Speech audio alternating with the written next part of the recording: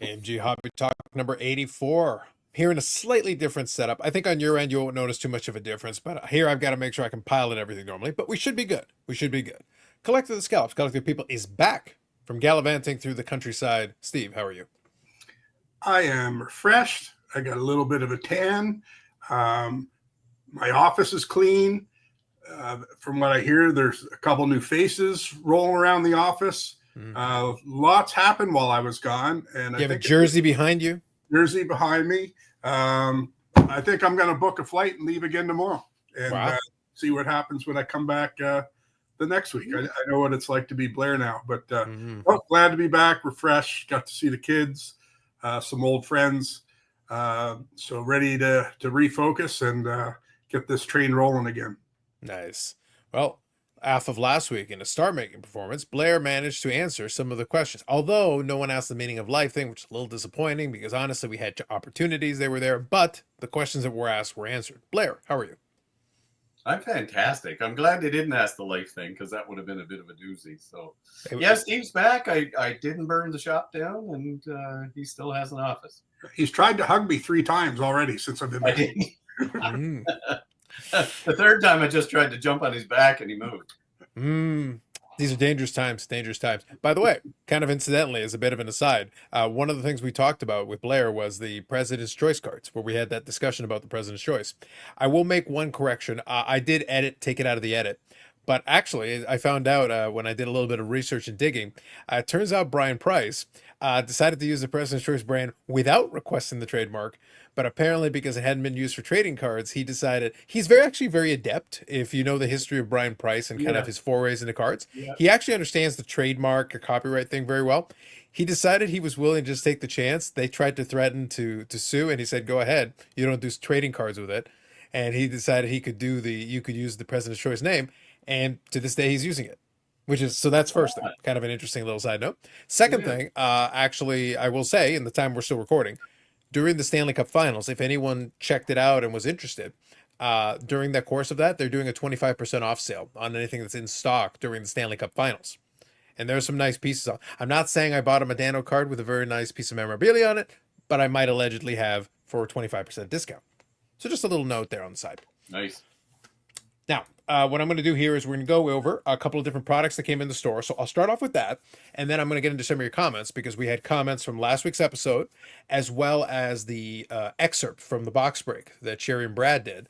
I did basically take their stuff from the Instagram, and I uploaded it onto the channel so that people could watch it if they wanted to. Obviously, it's aligned like the Instagram video, but nonetheless, if you were curious and wanted to live vicariously, they opened 2 tins of the cup, as well as a full case, 16 boxes of Ultimate.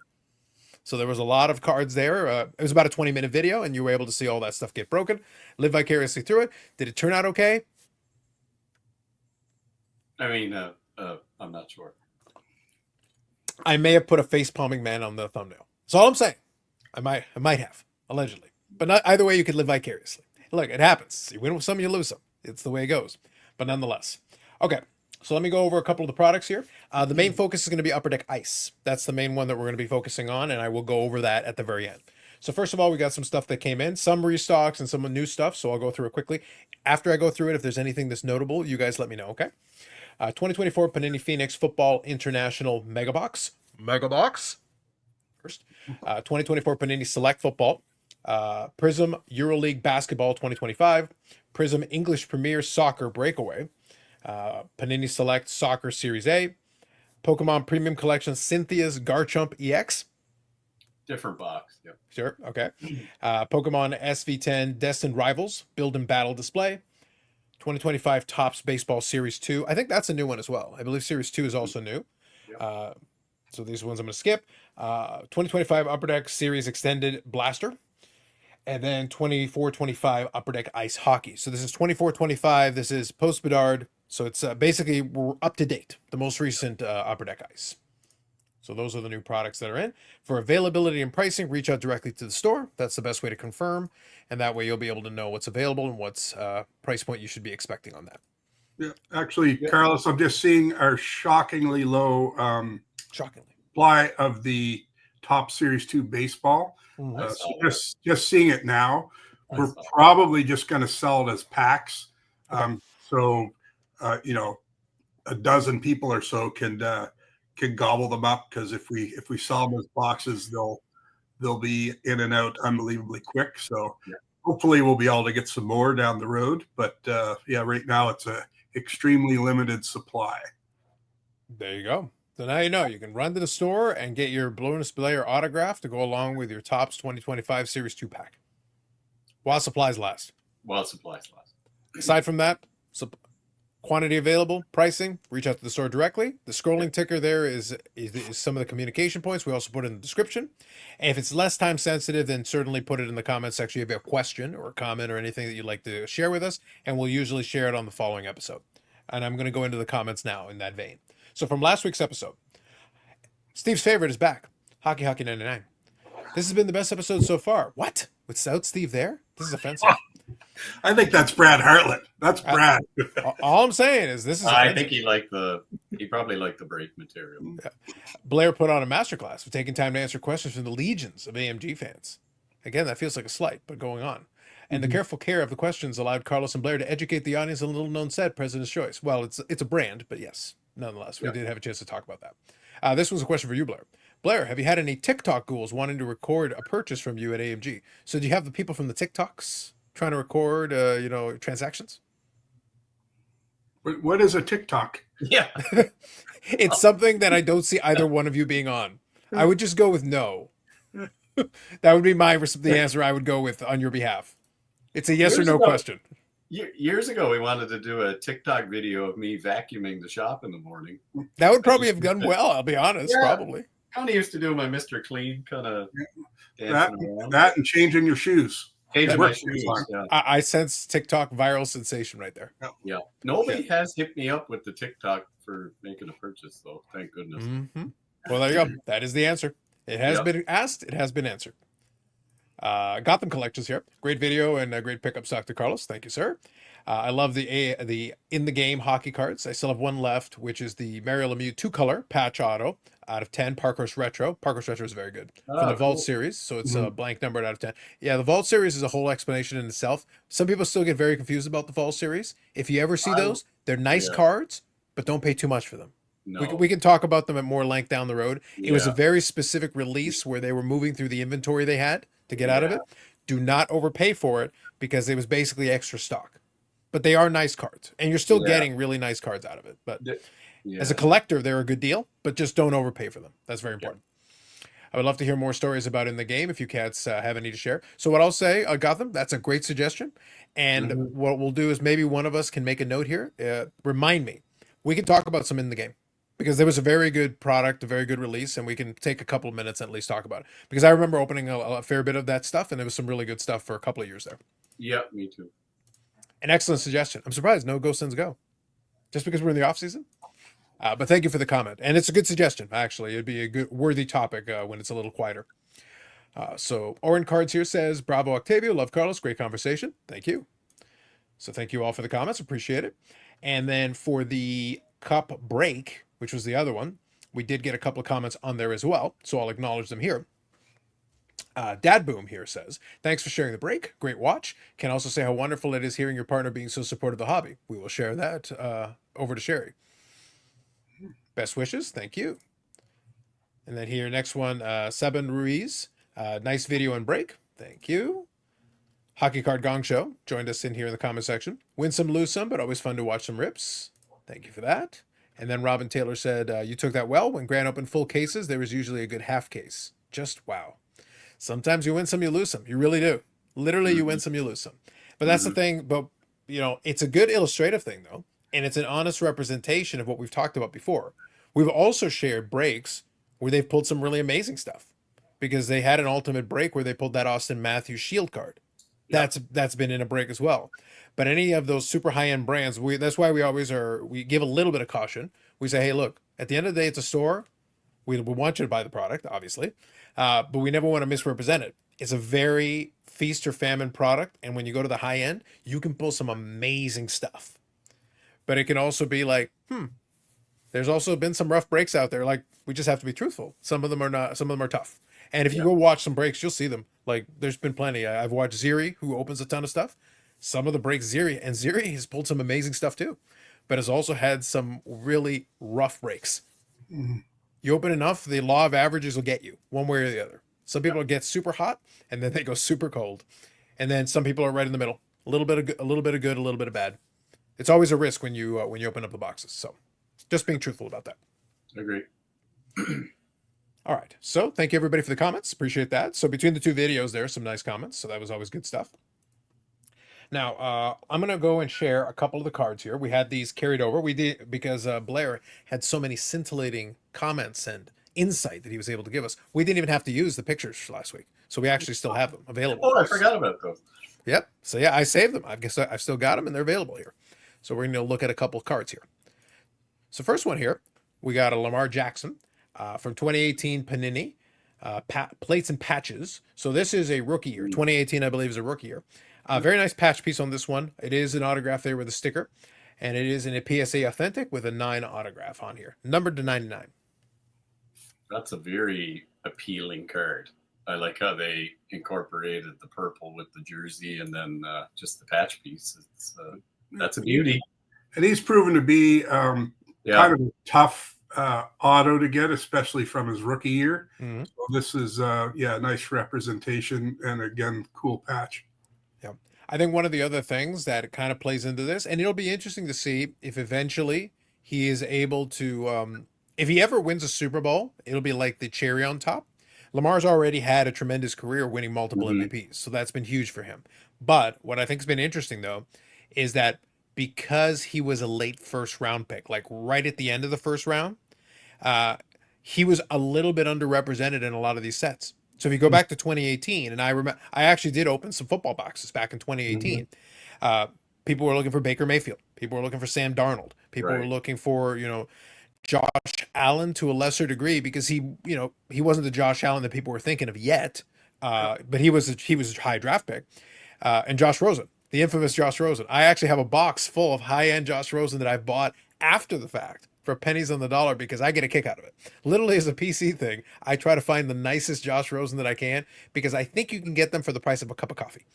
That's about what they cost. That never worked out for him. But those other guys were all top 10 picks. And Lamar has had multiple MVPs, and he was at the end of the first round, so he ended up being a steal for the Baltimore Ravens. But as a result of that, he was not on the top of the checklists when they were building the sets in 2018. Obviously down the road, but that can work in your favor because that means there's less cards. Some of them are tougher to find, and as a result, and if he does have the Super Bowl to kind of cap it off, he could fashion himself a Hall of Fame career and be one of the tougher guys from 2018. Yeah, I think this is still like, the card has a fair amount of value to it, but I think, like you said, if he does get that Super Bowl, this could be a good value card to sit on. And he's my guy too, living in Louisville for 15 years. So I got to watch him in college, and it was unbelievable the things he could do. But yeah, it's still a card, that you could pick up relatively reasonably priced. And yeah, he gets that Super Bowl win with 2 MVPs already. This card could have some significant value down the road when you compare it to Josh Allen and guys like that came out the same year, and the price comparison is significant. Mm-hmm. To their credit, though, I'll say this: 4 out of those 5 top quarterbacks are still around. But Josh Rosen is the only one who has fallen off. Sam Darnold's still out there. Josh Allen obviously is solidified in Buffalo. Lamar Jackson's in good shape there in Baltimore. They're still in contention right now. And Baker Mayfield bounced around, but he seems to have found himself a landing spot in Tampa. So 4 out of the top 5 out of a rookie class, that's not bad. 4 out of the top 5 guys is 2 of them ended up being MVPs. One of them is a solid starter, and the other one had a good season last season, and maybe he'll wind up doing something. So overall, all 4 guys are still in the league, 7 years later. That's not bad. All right, next one here is a little bit of combination. It's still a new card, but with a taste of vintage. We got 2003 SP Authentic Splendid Swatches pairs. So we got Ted Williams and Mickey Mantle with a couple pieces of game use. Numbered to 406, a surprisingly high serial number, all things considered. So game use swatches on both. So this right here is kind of a cool piece, though. We're talking about a piece of the Mantle jersey to go with a piece of Ted Williams here. That's pretty good. Yeah. Well, I'm just curious, the 406, I never gave it much thought. That must signify something. I know Ted Williams was the last 400 hitter. I think he hit 406. So that might be it, which is why is Mantle on there? But if that's indeed the case, but yeah, interesting. But yeah, anyway, two of the all-time greats. Yeah. I think what stood out to me though is 406. Like if it is thematic, I think that's great. But I will say though, 406 is actually a decent amount of print run for available. Right. I would be surprised though. A lot of these probably wound up sitting in collections right now because it is kind of a cool thing to have two game used pieces of these two players as a pair on the one card. Yep. So, and this is from 03, so probably a lot of these have dried up, but a very interesting piece for sure. And then in the same vein here, 2008 playoff prime cuts. So for this one, we got three different players. We got Ted Williams again, we got Lou Boudreau, and Jackie Robinson. Very strong. Very strong on this one. This one's in the 9, and again, thicker card. It's a little tougher to get it, but it looks like it's pretty clean, I will say.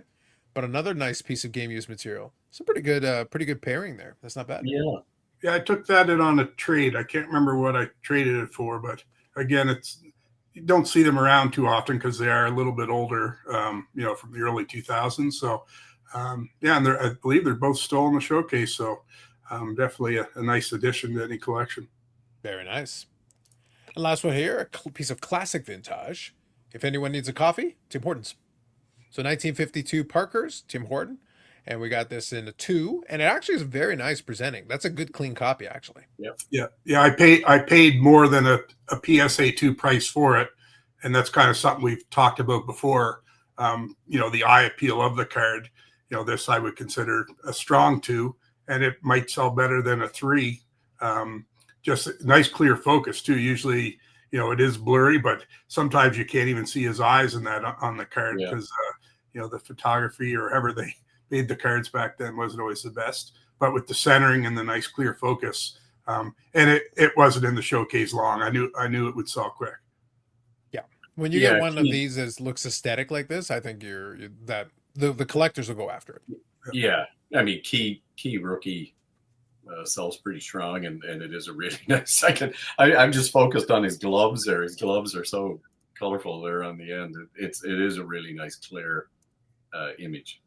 Yep. And if you ever want to have fun, again, in the vein, being very consistent on this, and my recommendation has always been, as part of enjoying your cards, I always say, look at the cards, examine them, especially if they've got interesting images. Obviously, it's kind of an art piece a little bit, the way they did it with the line drawings and everything.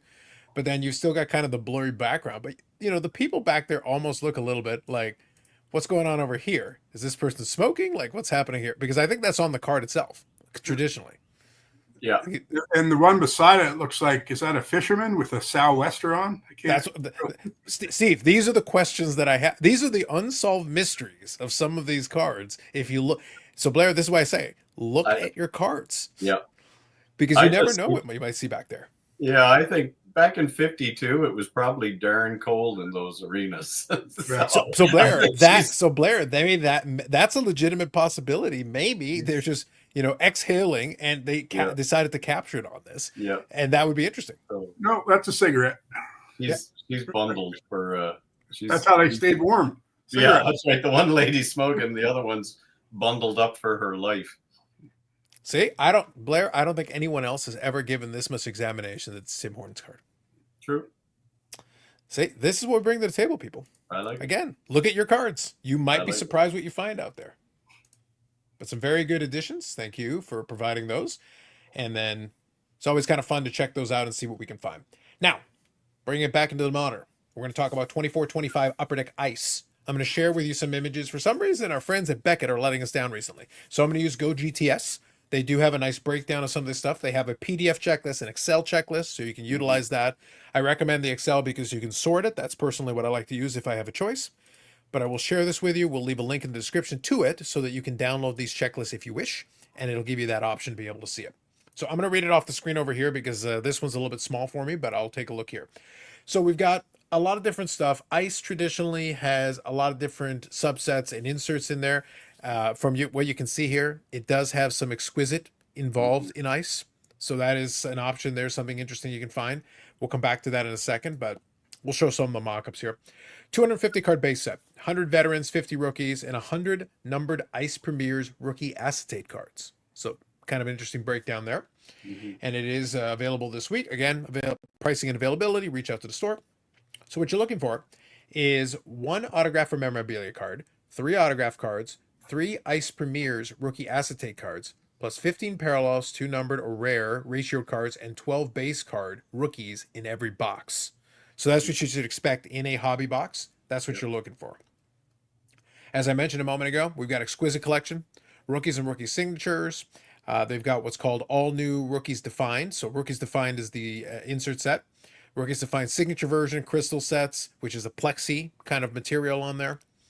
Again, the breakdown is all here, but you want to be able to use that. The Glacial Graphs acetate is one that has been used traditionally in ice. They're very nice cards traditionally. You've got Young Stars and Legends in there. So I'll be checking the checklist for you-know-who. So we'll see if they snuck them in there. They've snuck a few cards in there for him recently. Sub-Zero Stars and Sub-Zero Rookies, which is kind of a carryover, different design, but they've done that one recently. There's gold parallel cards of the Stars numbered to 8 and non-variant rookies numbered to 24. So you've got a lot of short prints and numbered cards. The variants were made for only 5 of the top rookies, so you'll want to check the checklist on that to make sure to see which rookies are involved in that. They've got the Frozen in Ice rip card. So they've got those ones where you can actually rip the back of the card. Upside, then you can potentially pull something interesting inside of it. Downside, as soon as you rip the card, now it's worth a little bit less because you've taken that one out of circulation. And as you know, some people will collect them unripped, which means the population is going to get split. So it'll be interesting. Choose. It's the dare to tear thing all over again. Do you rip the card or do you leave it be? That's up to you.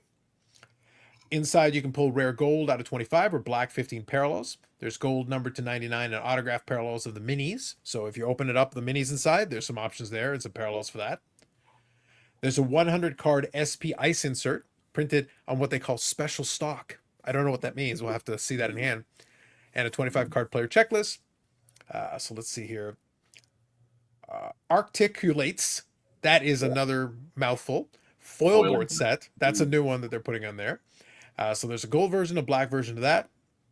And they do have parallels. So for the base set, the parallels are as follows. This is for the first 150 cards here.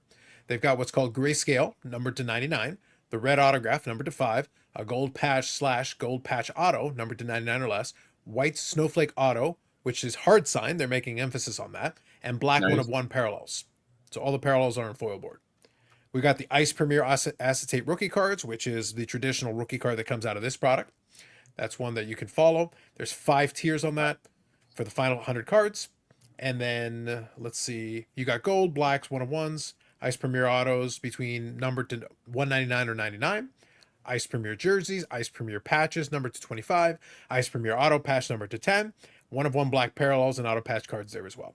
And I'll quickly go through a little bit of the showcase here. Yeah. From the mock-up, that very Barkov, busy, but looks interesting. That Barkov, I don't have an Ovechkin autograph in front of me, but as soon as I saw it, I Yeah. think Ovechkin. Doesn't that? I could It's be way pretty off close. here. Yeah. But that's missing the number 8. But yeah, that's as soon as I just saw the auto, I was like, oh, that's an Ovi, but it's Barkov. I'll have to check. We'll have to question it. Look, are we giving that much credit to the mock-up folks? Because the folks in the art department might have mixed and matched a couple of things. I'm just throwing it out there. Kind of looks like I don't know. I could be way off too. It does look like the Ovi autograph. Actually, it does move, actually. Yeah. So nonetheless, though, I'll say from the mock-up, this looks like a very busy card. In hand, I'd be curious what it looks like. I think though probably they're trying to represent this foil, and I have a feeling it's going to be very shiny. So when you guys see some of the stuff open up in store, you'll be able to comment on it. We can talk about it more next week.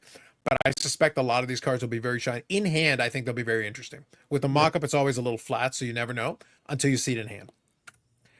So here you got the Sub-Zero autograph variant on there. Again, I expect this to be very shiny, just looking at the way this mock-up is set up.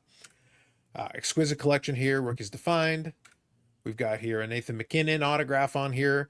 Design-wise, I actually don't mind it. And I like that they whited out the little section in there. Again, depending on how the autograph looks, this could look pretty nice. Yeah, looks like they're trying a little something different. So Yeah. hopefully I'm okay with that. Yep. So here's an Exquisite there. And then here is Exquisite Crystal, a Connor McDavid card. So we've got that going on. This is the insert that I was struggling to pronounce. It's Articulates. You late. I think this will be interesting, though. Again, this is kind of flat in this mock-up. I suspect there's going to be some treatment there. I think there's going to be something going on to make. I think in hand it'll actually look interesting. This one has potential. There we got Spice, SP Ice. Boo. Maybe not. Yeah. Blair, that might be... get the rotten produce. Yeah. Yeah, that might be a dud. Yeah. So this one, so here's your premieres. Logan Stankoven still in Dallas. So I appreciate that the mock-ups are still reflective of that. So there's your Ice Premieres level 1. So that's one of the chases is when you're looking for the rookies, Ice Premieres level 1. Yep. So there's your mock-ups. And then I wasn't able to get this last one to appear, but there's your glacial graphs. I don't mind that. If you've got the dark background and maybe a paint pen, that could look pretty good, actually. I'd be a fan. Yeah. That looks nice. I like that it appears they're trying some different things, so I'm okay with that. Yeah, but I'm still a boo on SP Ice. Yeah, well, boo. But the rest of it, you can check it out. Yeah, link in the description though. You'll be able to check it out, see the breakdown the same way, and again, you can use the Excel checklist to see exactly what's available in there and see who's included in the checklist, and that'll give you a good sense of maybe what you're going to be looking for as a chase. Ice is always kind of in an interesting middle zone. The only thing I want to make sure I didn't see it here, and I want to see if I can find the box breakdown in terms of packs.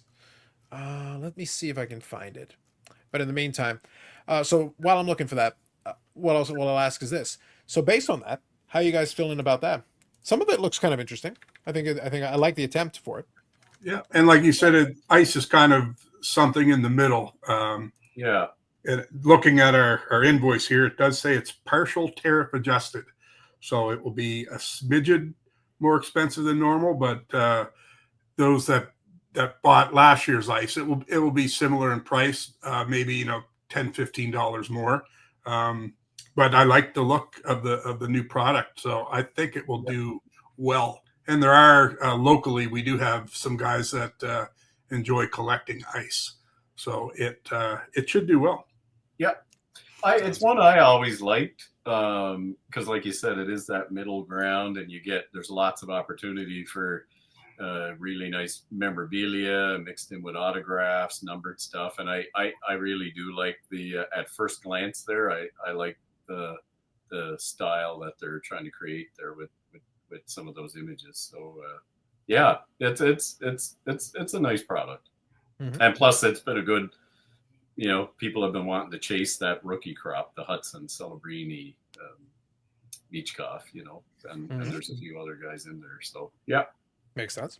So I was able to pull it up here. So I'll give you the info, and then I'm going to ask you guys one more question. And then we'll move on to a final thought because I'll pose a question here. So for this one, we're looking at 6 cards per pack, 12 packs per box. So that's the configuration. I wanted to make sure I provided that to you as well. Okay. So that's what you're looking for. That's what a hobby box looks like.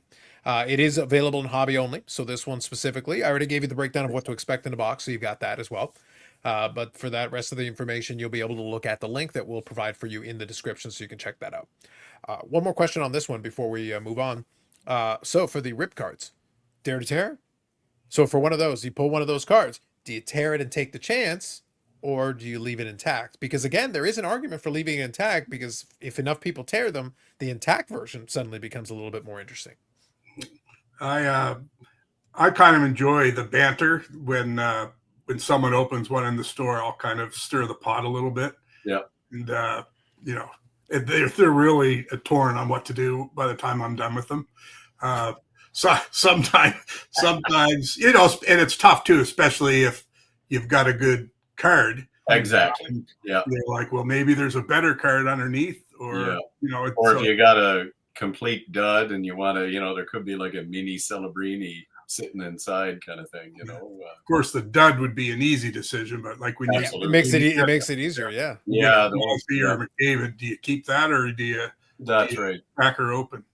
But, the reason I posed the question is that was the original issue, the premise of, if anybody remembers, 97-98 Pinnacle did what they call the Zenith was the Dare to Tear year. That was the one they did it where they had 5x7 cards, and then there was a regular size card on the inside of it. And if memory serves me, I may be mistaken, someone can double check it, but I believe you get 3 of the 5x7 cards in a pack, and inside of each one of them was a regular size card, but you'd have to cut into the card one way or the other. If you were really good at it, you could take an X-Acto knife and kind of create an incision, do a little surgery without destroying the card.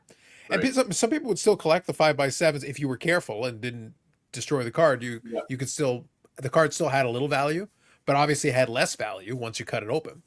But the challenge was always, do you tear it or not? And I think for some of the common guys, to Steve's point, it was easy. But with the large 5x7s, you could get silver impulses, which was one parallel, and then the gold impulse, which was numbered to 100. So now imagine you get a gold impulse Gretzky. Well, Gretzky out of 100 in late 90s, which is a very good pull back then. And by the way, that card would go for good money today, no problem. Absolutely. But on the other hand, the Z Gold Gretzky would also go for a lot of money. And if I was a jerk and I was Pinnacle, I would put the Z Golds inside of a couple of the gold impulses just to mess with somebody. So all of a sudden, the small ones become less available because who's going to be the one who's going to cut open a gold impulse Gretzky out of 100? That's a tough one. And I think most people would refrain. I think at that point, Steve, I bet a lot of those gold impulses for the better players probably stayed intact because they're like, I can't do it. Yeah. I'd work on them though. I'd just stir the pot a little bit. Yeah. A couple of years back, I got the Medano, the gold impulse, and that one was intact. But a lot of the ones that I've seen, they were intact. Especially you get a Waugh or a Gretzky or a Brodeur, most of those ones, they're not going to touch them. Most people are going to. There's too much money in it to leave it intact and leave it be and just sell it as is out of 100, especially for that era. So kind of interesting, but just a question I pose. All right, so I think we're just about at a good time here. So hopefully, thank you, Steve, for joining us back in here, rejoining us in this conversation. But Steve, I would be remiss. I'm not letting you go without this because obviously you weren't here last week. We have begun the Stanley Cup Final. I think it's time. You got a 50-50 chance. Florida is up 2-1. So right now we've been through 3 games. First 2 games, right down to the wire, 2 overtime periods. Game 3, Florida ran them right over. And they got into a bunch of fights. Lots of violence out there in the streets. So 2-1 is right now where it is. Edmonton or Florida for the series? I think even though I was undecisive back then, I think I did mention Florida. Okay. I believe. Sticking with that? Yeah, right now it's looking solid. So sticking with that. Of course, hoping for Edmonton. And I actually didn't watch the game last night, so I don't know if we can put it all on Skinner. Or Edmonton just didn't show up. Florida had a couple of good shots, I would say. I think they had some good, clean shots that they were able to fire off. So that in the back of my mind is always my concern. But, I mean, Skinner has played well, so hopefully the team bounces back. But I don't want to say it, but I say Florida. And I like Bobrovsky. He's a heck of a goalie. All right, sticking with it. Sounds good. All right, one more question then before we go. Let me ask this question. Let's say hypothetically. So we'll use both teams. Who stands to benefit? We're talking card-wise. Who stands to benefit the most? Does anyone on Florida gain anything? Because a bunch of the players from Florida were there when last year's Stanley Cup team won. So maybe it makes no difference. So the answer could be nobody. I think on Edmonton, a guy like McDavid, that solidifies his legacy. Because if he wins, then he gets the Stanley Cup, which obviously would be good for him. They roll out his statue in Edmonton. The statue's already made. They just are waiting to roll it out if he's able to win. If he's able to win, they roll it out. So for him, it's not like his prices would double. They're already pretty high. But I think it solidifies his floor going forward. Anything else he does on top of it is icing on the cake. But so for that, I could see Draisaitl, if he continues to have a good playoff and obviously does very well in the final, I don't think it hurts him. I think it will also raise his floor a little bit. So who stands to benefit the most on these teams? But does anyone in Florida benefit? And does anybody else on Edmonton benefit? Yep. I haven't checked the comps this week, but I know last week before I took off, McDavid had taken an upswing. He might have went up $300 to $500 his PSA 10 Young Gun. Sure.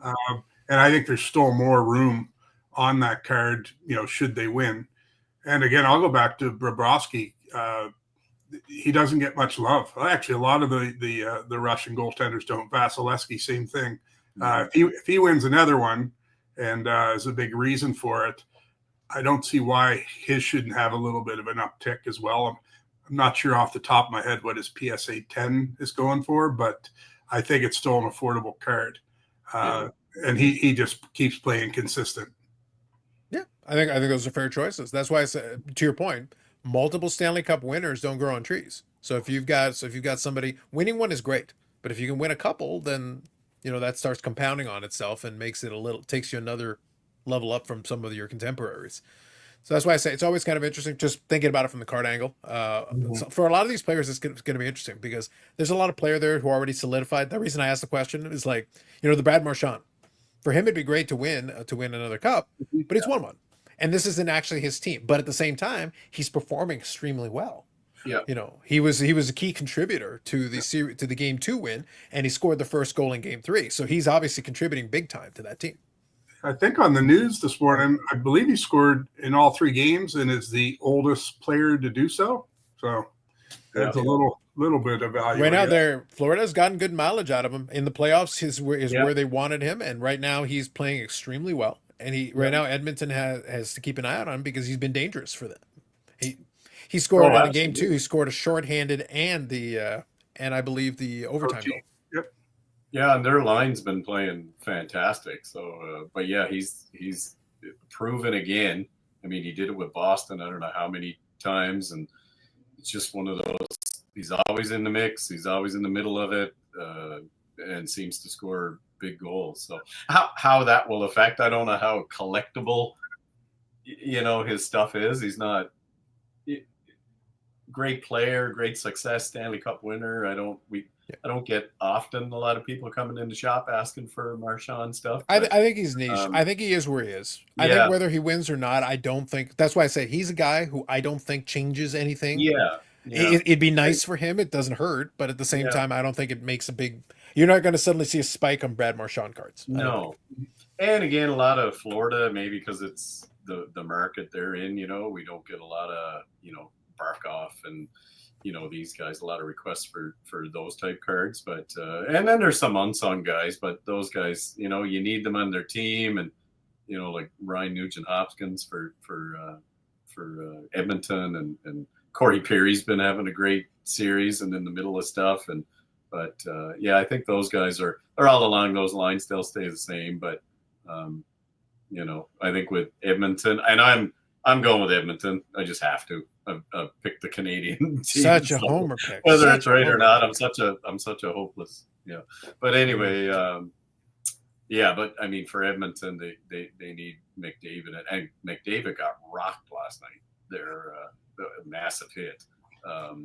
But yeah, they need Draisaitl and McDavid, or say what you want, it's a team game, but yeah, they got to get back down to carrying the flow. Yeah, Florida just has more depth than we knew that. Yeah. But what got Edmonton to the final is their second and third lines were playing well. That's right. Yeah. And so they need that again. Yeah. They need the all 3 lines and the fourth to go. So they still got time. Yeah. Mm-hmm. And it is a thing. Florida plays Florida hockey. You can see if they get ahead and they just start playing that tight. Like one of the commentators said, it was like they play such a tough game, the full length of the ice. It's like Edmonton. It's like, geez, how do we get there? Or I forget how he made the comment, but it was like it's a chore just to get the puck out of Edmonton's own zone to get a play going. That's how they play. So tight and heavy and tough, and it's pretty neat to watch. There you go. Perfect. So we'll cut it on that. So a little bit of Stanley Cup Finals talk right on time. So I think we worked out. Check out the stuff like we mentioned. Links will be in the description for everything. Like I said, that's the new product that's coming in based on the mock-up. Some of it looks pretty good. So check it out. Especially if the singles start trickling in, maybe you can find something that is of interest to you. If anything that you saw caught your eye, check the checklist because that way you'll know just in case. But otherwise, we'll be back with some more stuff. Before we go, real quick, last thing. The Trade Night and Card Show. The dates have been posted on the social media. We'll give you the reminder next week. But just to let you know, if you are following the social medias, link is in the description. If you're following them, you will see the different images. There'll be the little graphics that are created with the dates. So if you utilize that, that'll give you something to look forward to, and you'll know when it's coming. But because I'll see sometimes posts, and they're like, "Oh, is this still going?" Yes, it is. Just check the social medias because it'll give you the dates and times, and that information is there. We'll also remind you in the next couple of weeks. Anything then before we go? Yeah. Also, I think you mentioned it. the extended blasters are coming. Yes. And so they'll be here. And it's a Christmas miracle. It just popped up on our invoice. Sorry, the top loaders are coming. The top loaders are coming. Our long national nightmare is over. It's been. I've never been so excited to receive a product in a while, and it's not like an Upper Deck product or. I was going to say I haven't seen this kind of excitement from you since Upper Deck AEW. Like it takes a lot. It's going on probably 3 months. So they're giving us a smaller allotment just to get started because they have to distribute it amongst everyone. We'll probably have to do the same thing with our customers. You're going to ration the top loaders? Yeah, to start, because we do have a big allotment coming, but they kind of set us a certain amount to get started. And of course, we're out of them. So we have cards waiting to be top loaded as well. So we got to make sure we have some for ourselves. And but we'll distribute them accordingly to get everyone started. And then hopefully a couple weeks down the road, we'll get our big supply of it and be back in good shape. But hopefully that will never happen again because it's been a little frustrating. It's weird. Yeah, it's been a weird time. Right. Gotcha. Yeah. Well, on that note, our long national nightmare is over. Celebration time. Top loaders are there. Gentlemen, get to work. So guys, everybody else, thank you for participating. Thank you for commenting. If you've got something that's not time sensitive, leave it in the comment section. Hit the like, do it for Blair, and subscribe to the channel if you haven't already for more scintillating coverage of top loaders. For Steve, Collector of the Scallop, Collector of the People, and Bonus Blair, and myself, thank you for checking this one out. We'll catch you in the next one.